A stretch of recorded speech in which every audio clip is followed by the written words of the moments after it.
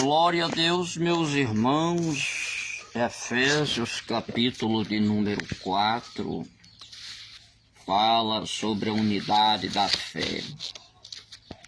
Paulo vai utilizando aqui algumas palavras importantes. Ele fala aqui o termo humanidade,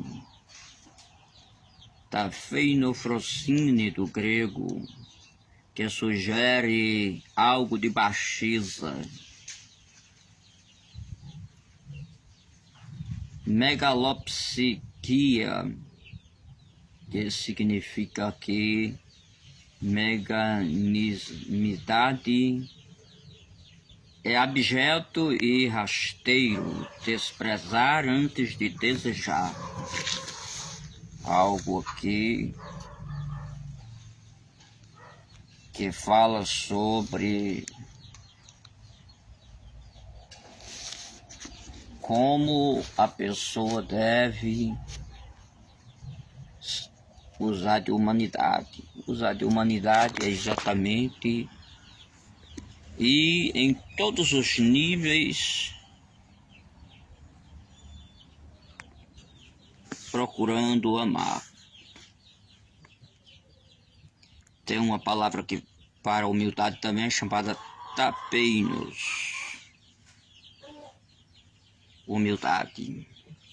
Andrapododes, doulicos e douloprepes. É usado para escravidão. Nós estamos olhando assim nas Escrituras e vendo que pela palavra de Deus, o amor, ele é capaz de... O amor fraternal, ele é capaz de todas as coisas. Deus nos amou tanto que Jesus se fez humano. Jesus, sendo filho de Deus, veio ao nível mais baixo, pela interpretação do grego bíblico, para, depois de todo o desprezo e humildade, naquela humilhação, ele se tornou o exemplo maior de amor. Ele passou por tudo por amor. Ignobil, do grego agnes, quer dizer sem reputação. O grego adoxo, rasteiro. Outro grego é amaizelos, uma planta que se arrasta sobre a terra. Nós vemos assim que foi como Jesus veio, né? Ele disse: eu sou a videira verdadeira. Jesus, ele veio como uma planta que se arrasta sobre a terra. Jesus, ele veio como alguém no nível mais humilde possível, nascer numa manjedoura, nascer ali no curral das vacas ali, falando de sua grande humildade. E ele disse: aprendei de mim, que sou manso e humilde de coração, e achareis descanso para vossas almas. Aí aqui fala de mansidão também a palavra praus, do grego praus. Mansidão, que hoje é algo muito raro, né? Se você irritar uma pessoa uma vez, talvez ela suporte, mas na segunda ela já não suporta mais, significa que não há mansidão. Nós vemos aqui também falando sobre paciência, macrotimia. É como alguém que nunca cedeu ao mal, mesmo que tivesse chance de fazer o mal, ela não faz. O amor, que fala aqui é o amor de Deus, neste capítulo 4 de Efésios. Amor de Deus é ágape, é o insondável amor de Deus, incalculável. Versículos 4 a 6 fala do Espírito, né, que fala um só corpo, um só Espírito, Esse Espírito aqui é interessante que é o Espírito Santo porque vem com E maiúsculo. Fala aqui também do Senhor, um só Senhor, uma só fé, um só batismo, um só Deus e Pai de todos, o qual é sobre todos e por todos e em todos. Senhor aqui é Kyrios, né? Ao contrário de escravo. Senhor é aquele que tem o poder, o domínio. E essa questão que é muito falada sobre batismo, um só Senhor, uma só fé, um só batismo, um só Deus e Pai de todos, o qual é sobre todos nós, né?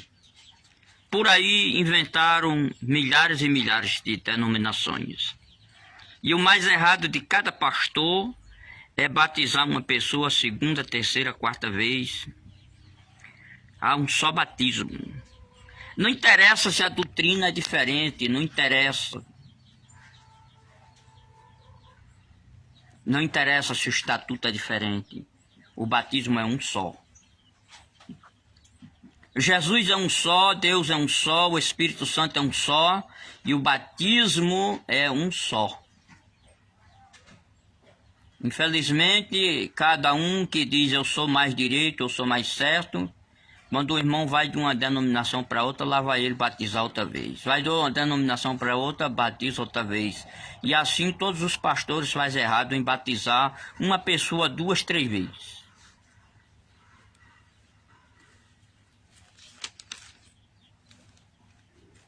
Versículos 7 a 16, o ministério e os serviços santos. Catartismon, catartizen, é um termo usado para equipado, que fala de membros quebrados, deslocados.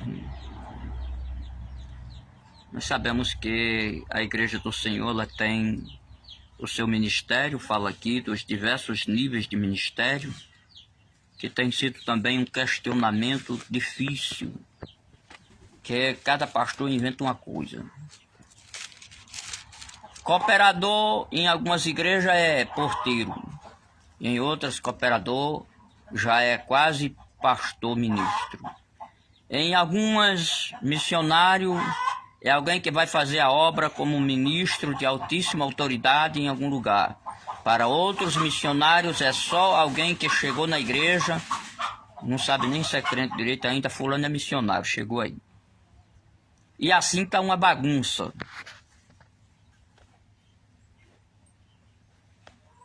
Está uma bagunça esse negócio. Para uns evangelistas é depois de presbítero. Para outros evangelistas é alguém que aceitou Jesus e eles querem botar nem que seja força no ministério. Fulano é evangelista, fulana é evangelista. E assim está difícil de entender. Mas o que está na Bíblia, está em Efésios, está a estrutura do ministério. Em Timóteo também tem a estrutura do ministério. Todos os degraus necessários. Para uns, presbítero é o maior cargo, porque Pedro, tendo sido presidente da igreja, líder maior, o apóstolo a quem o Senhor Jesus recomendou tomar conta da igreja, era presbítero, ele diz lá na sua própria epístola. Mas para outros, presbítero não é o cargo mais alto, é um carguinho qualquer, abaixo de evangelista. É uma consagraçãozinha, é uma unçãozinha qualquer. E assim está feita uma bagunça nas igrejas, porque cada um inventou da sua cabeça o que quis. Estão aí como ovelhas sem pastor, que cada um segue o seu próprio caminho, cada um faz o seu próprio pensamento, e tem 100 e tantas mil igrejas, cada um tem um estatuto diferente, como se a Bíblia fosse 100 e tantas mil cópias diferentes. Não é, e nem pode ser. A Bíblia tem que ser original. E temos que viver a sua originalidade. A palavra fiel e verdadeira. Aqui apareceu sobre a questão do exercício da igreja, a palavra diaconia, serviços práticos, né? Hoje muitos diáconos acham que são pastores, que são mandões dentro da igreja. tem uma coisinha ali que faz e acha que é importante, e só fazem alguma coisa, só faz alguma coisa na obra de Deus durante a hora do culto, né? Nas casas onde deveria cuidar dos órfãos e das viúvas, como diz que a igreja primitiva fazia, eles não fazem. Aparece aqui também a palavra cubeia, do grego habilidades para manipular dados, né? Alguém tem que ser capacitado para manipular dados na igreja. Tem que ter um secretário capacitado. Hoje em dia qualquer um é secretário, qualquer um é secretária, não sabe nem o que está dizendo, nem anotando ali. Pode dar um grande problema na contabilidade, até porque a igreja tem que prestar conta também. Nós temos um CNPJ e pelo CNPJ nós temos o direito de a cada mês apresentar aos contabilistas um livro, e também na sede da igreja, na igreja central de cada ministério, para que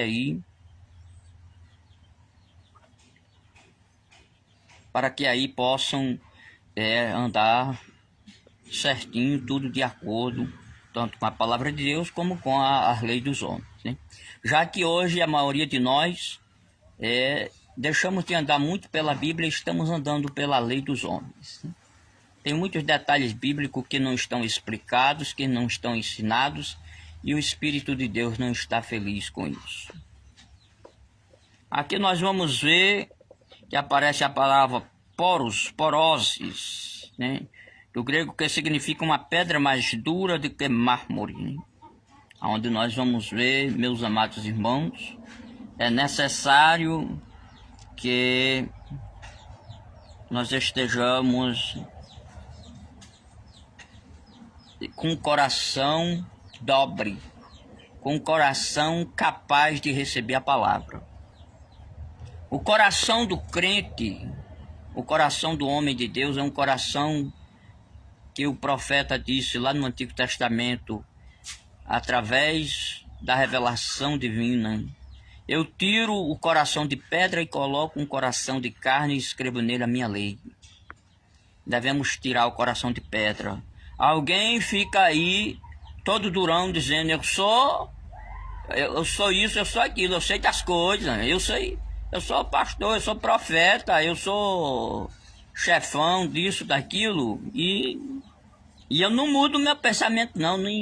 Se alguém disser devemos estudar a situação para não piorar a questão do ministério, aí já se levanta outro da colar e diz: eita, eu não vou mudar não, isso é do diabo. Às vezes, irmão, é preciso que hajam mudanças. Tirar o coração de pedra, o pensamento duro, e colocar um coração de carne. Mas não é de carne crua. É de um coração mole, um coração capaz de mudar aonde é preciso mudar, hein? E nós temos que nos revestir do novo homem, deixando a mentira, deixando os furtos, deixando o pecado, deixando a ira, e nunca dando lugar ao diabo. Trabalhar para não ser pesado aos nossos irmãos, como está escrito neste capítulo 4 de Éfesos. Temos que trabalhar. E não entristecer o Espírito de Deus, no qual fomos selados para o dia da redenção. Aqui tem muita coisa boa para nós aprender. O combate ao paganismo é usado a palavra grega ascelgia, que é de lascívia, pleonexia, também desejos ilícitos, né? Muitas vezes ainda tem irmãos que de vez em quando pensam: se eu fizer uma coisinha errada lá e voltar para a igreja, Deus perdoa, né? Mas cuidado com o seu desejo, o desejo do seu coração. O pecado começa aí, no desejo desordenado, desejo de coisas que não podem serem feitas. Nós vemos aqui também que não podemos guardar a ira, nem permanecer na amargura, na cólera, né? A palavra amargura aqui é picria, né? Irritação. Grego, timos, ira. O grego aqui, orge, né? É como se fosse uma ira inveterada, é o fogo de palha, né? Tem que ter cuidado, irmão. O mal que acontecer, o mal que chegar, tem que ser como um fogo de palha que passou, queimou, acabou-se. Se o irmão disse ou fez alguma coisa errada, temos que dizer assim: eu perdoo e acabou-se. Mas é perdoar mesmo, né, irmão?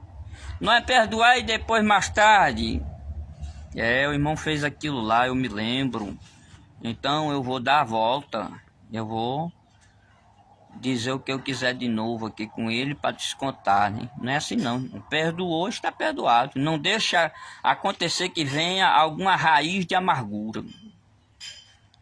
E não devemos de maneira nenhuma entristecer o Espírito Santo. Devemos ser benignos, né? Cretos, do grego cretos, benigno. Devemos, irmãos, estar assim preparados para fazer a obra do Senhor. Esse capítulo 4 de Éfeso traz muita coisa boa.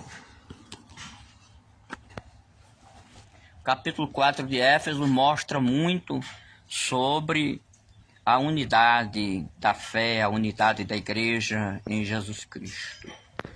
Vamos juntos, dia após dia, aprender cada vez mais e o nome de Deus seja glorificado. Amém e graças a Deus.